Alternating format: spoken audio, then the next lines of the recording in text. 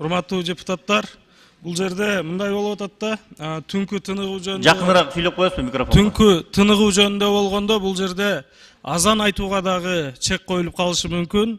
Ошол себептен мен суроо жоопту токтотпой толук маалымат айтып коюуну суранам.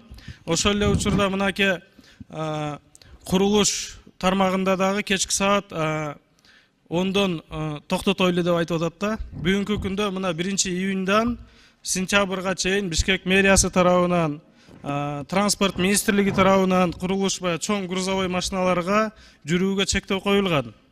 Кечки 7ге чейин жүрбөсө, кечки 10го чейин 10дон кийин дагы жүрбөсө, анда курулуш иштери негизи эле мындай экономикалык өсүү иш аракеттер качан болот? 7ден кийин 2 саат пробка болуп калып атат. Ошол себептен мен суранат элем, мына эмени аягына чейин чыгарып коюңуздар. Ошол эле мына азан боюнча да жазылган жок бул жердечи. Азан айтуу, уруксат же болбосо шум, жана шум менен ченеп туруп, биздин молдолорубузду барып 2000 сомдон 10.000 сомго чейин штраф салып коюшу мүмкүн. Урматтуу депутаттар, мен сиздерди бул мыйзамга каршы добуш берүүгө чакырам. Чоң рахмат.